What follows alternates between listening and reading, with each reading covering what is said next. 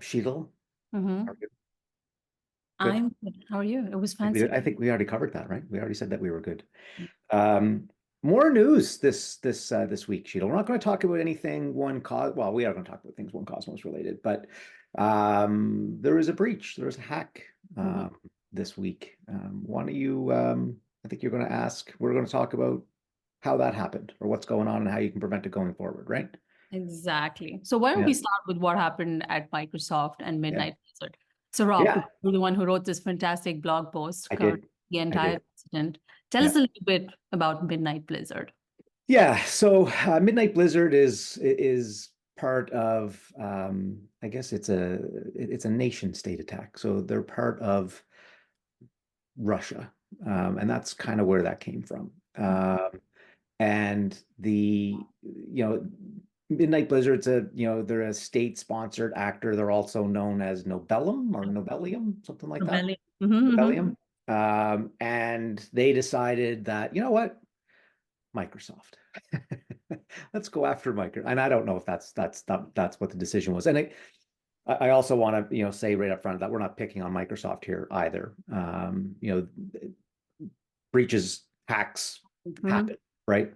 There was another one that I read about today where there was a Chinese sponsored attack on that was foiled on our critical infrastructure. I'll have a blog about that probably sometime next week. Maybe we can talk about that one next time, Sheetal. But yeah, well, these guys are, they're out looking for, information. They're out looking to, cause disruptions, and they did, right? They found a way in to Microsoft's stack, Mm-hmm. and were able to scrape out some emails from some of their top level executives. And I think we should probably talk about how they went about doing Yep. it, So right? it looks like the attack actually began sometime in November, but Mhm. was actually discovered and announced to the public Yeah, sometime in Jan. So this has been like a low and yeah, slow attack from yeah, Midnight Blizzard as we see yeah, it. yeah, yeah. Hmm. I mean, a lot of these hacks too, or these attacks, are just that. They're not smash and grabs, right? Like there's not people walking in with baseball bats and smashing glass cases to steal diamond earrings and necklaces.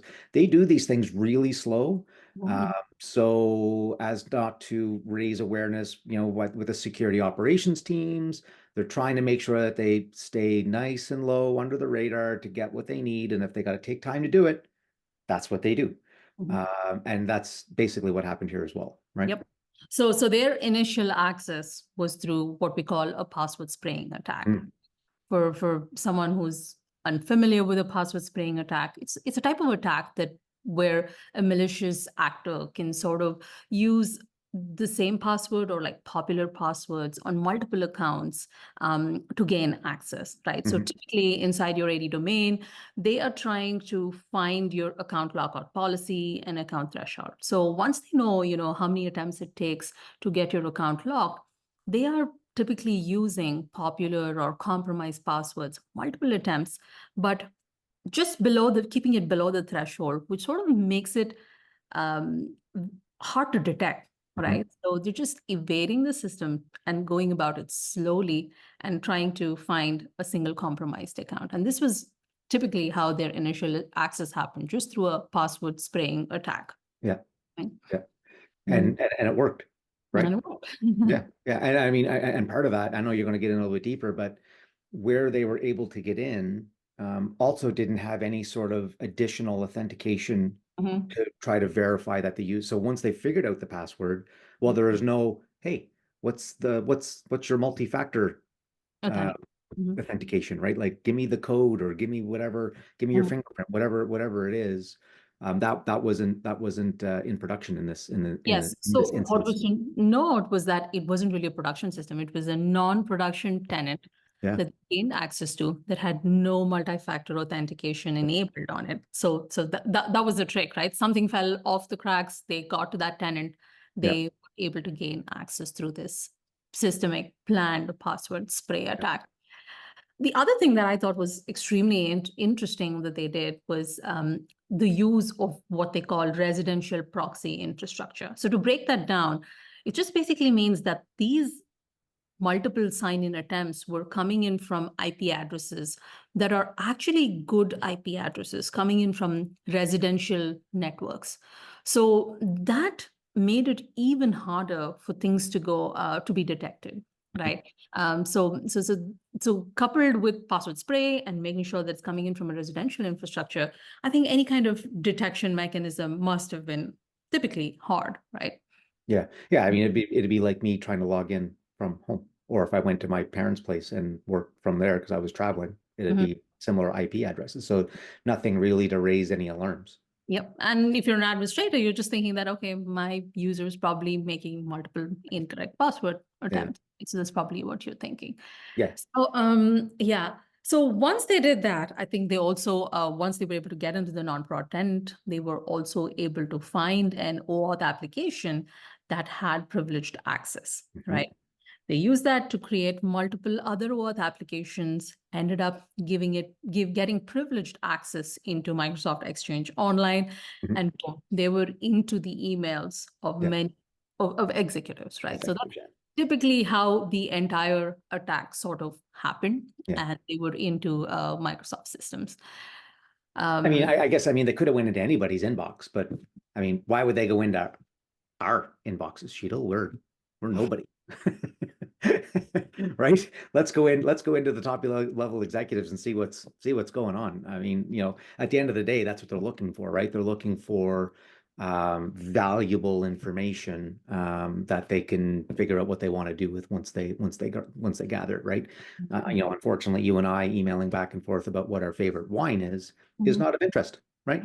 But if you get you get into the C-level suite at Microsoft, I'm sure there's some interesting information floating around there, right? There, right? Yeah. Yeah, Yeah. yeah. So I think there's also this new SEC rule that requires you to declare any kind of security breach that happens within 4 days. So Microsoft have to come in within 4 days of detecting this. So detecting their breach, they had to put out blog posts explaining the attack and what happened.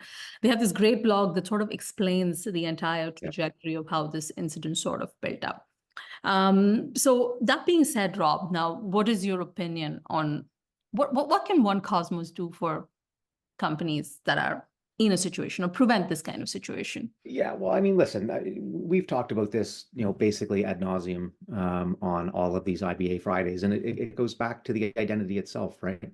So the more you know about that identity, maybe the IP address it normally comes from, maybe the device signature that we might know about, if you know those things, and the login doesn't meet some of those things that we know, well, that should probably raise a flag, right? Why don't you tell us a little bit about, because that gets into that residential IP thing that you were talking about, right? Give Yeah. me, based on what you guys are developing, tell me a little bit about how that would work with us. So I think you packed in a lot in that statement. So we're going to break I it did. down a little bit, Yeah, go right? ahead. Yeah. So we talked about identity, we talked about the IP, we talked about device, everything in one thing, but let's break that down. So with the residential IP address, right? I'm not sure it's really easy to track requests coming in from a residential IP address, but if you're able to track user behavior, meaning that multiple sign-in attempts are coming in from distributed IP addresses, some impossible travel kind of situation, you're able to protect or at least have some alerts about what user activity is doing, right? So that's one way that I could think of that, a company like One Cosmos could step in and partner with you on your strategy for access to your employees.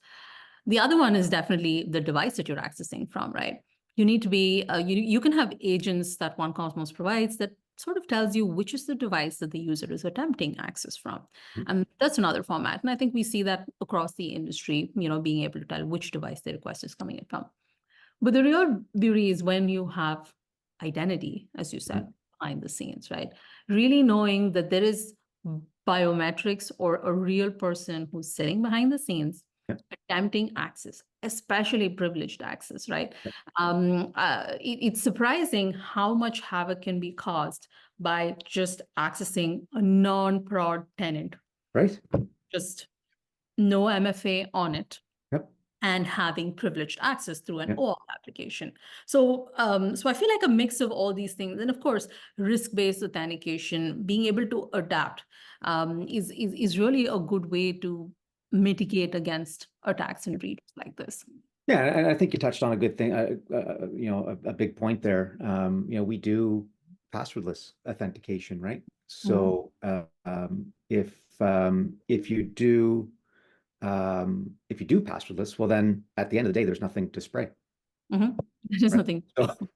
So you could technically just stop it there. Mhm. Now, listen, I get it that maybe, you don't want to stand it up on, maybe an old prod account or something like that, whatever. But, an attack such as this shows that you really can't let your guard down and just assume that, well, this thing that we've got sitting over in the corner Mhm. shouldn't have access to anything, Mhm. shouldn't. Yeah. And yet here we are, right? So it's really important, if you do have technologies such as OneCosmos and what we provide, use it everywhere. That way the experience is the same. You managing it from an IT perspective is the same, and you're able to catch a lot of these problems before they happen. But I cut you off. Sorry, go ahead. So as I was saying, just, I mean, we just have to talk a little bit about ourselves and boast about our own adaptive auth engine, Yeah. where at runtime, we are able to detect where the user is, where is the sign-in attempt coming from, what is the device that the user is using it from, and what has his past behavior been like, right? And that particular moment of requesting sign-in access determines the next few steps of what is going to happen, right? You are presented authentication mechanisms based on your context. So that's a game changer. And I think having strong policies like that really help in mitigating these things. So, of course, I think in one of these IBA Fridays, we should give our audience a tour of what our adaptive auth engine looks like. It's probably a good idea. Yeah, and again, just speaking like what we were just saying, like if you do have one of those, servers sitting in the corner that maybe you don't want or don't need to do, the level of authentication that you do on a regular desktop, or when you're doing a privileged activity in production, you still at least want to send them through a journey where if it does look weird and the behaviors aren't quite right, or it doesn't match some of the signals that we want it to match, then you could at least throw them through a journey to make sure that it is the person that we think it is, even if they're using a non-production type of environment like what we had here, right? Yep. Awesome. Well, I think we covered it. We covered We it. covered it. And again, if you want to read a little bit more on the blog, it is available on our website.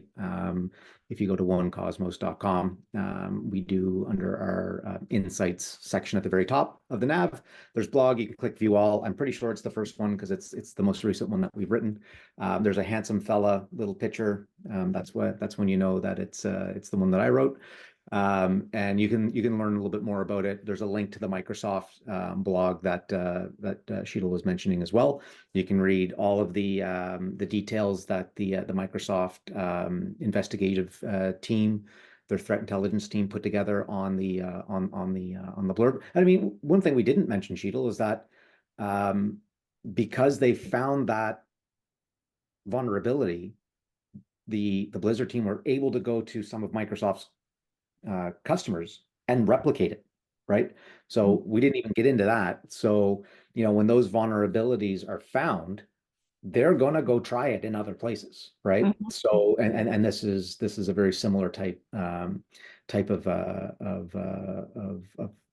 things that we see from these types of bad actors. If they find a hole, they're going to go see where else they can find that same hole. So anyway, I guess it's it's why we're employed, I guess, right? To keep these security things cooking, right? But I appreciate you taking the time and walking us through, kind of your insights on it, and maybe some of the ways that we can help customers moving forward, prevent attacks like this. And again, you don't want to put all your eggs in one basket either, right, Sheetal? I mean, if you're reliant on one organization to do all your stuff, you're kind of beholden to, wherever their vulnerability is, where if you layer in stuff like OneCosmos, you can close those gaps pretty quickly, right? Yep. Yeah. Absolutely. All right. Well, until next time. Okay. Till next Have a time. good weekend. You too. Bye-bye. All right. Thanks, everybody. We'll see you again.